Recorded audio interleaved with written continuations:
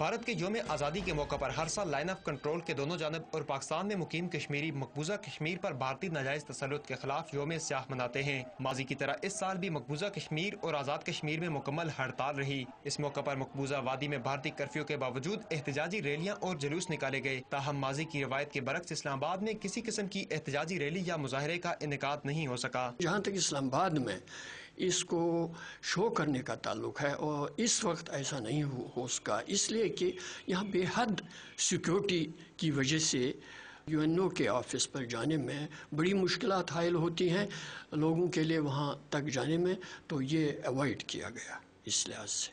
کچھ ماہرین کا کہنا ہے کہ ملک میں سیلاب کی وجہ سے پیدا ہونے والی صورتحال بھی اس خاموشی کی ایک وجہ ہو سکتی ہے۔ اس دفعہ ایسا اس لیے نہیں ہوا کہ پاکستان ایک مشکل صورتحال سے دوچار ہے۔ پاکستان میں سیلاب کی تباہ کاریوں نے پوری قوم کو درد اور غم میں مبتلا کر رکھا ہے، لوگ مر رہے ہیں، لوگوں کی املاک تباہ ہو رہی ہیں، اور اس صورتحال میں کشمیری جو پاکستان میں مقیم انہوں نے بھی یہی بہتر سمجھا کہ پاکستان کی ان مشکل حالات میں پاکستان کو کوئی بوجھ نہ بنا جائے۔ مقبوضہ کشمیر میں بھارتی تسلط کے خلاف مزاحمتی تحریک اپنے عروج پر ہے۔ دوسری جانب بھارتی افواج کی جانب سے مقبوضہ وادی میں ایک بار پھر کشت و خون کا بازار گرم ہے اور گزشتہ 2 ماہ میں بھارتی افواج نے 58 کشمیری نوجوانوں کو شہید کر دیا ہے۔ ماہرین کا خیال ہے کہ ایسے موقع پر جب مقبوضہ کشمیر میں مزاحمتی تحریک اپنے عروج پر ہے اور بھارتی وزیر اعظم منموہن سنگھ نے ایک مرتبہ پھر کشمیر کو اپنا ٹوٹن قرار دے کر مسئلہ کشمیر کو اپنے اندرونی مسئلے کے طور پر پیش کرنے کی کوشش کی ہے، ایسے میں پاکستان کو مسئلہ کشمیر پر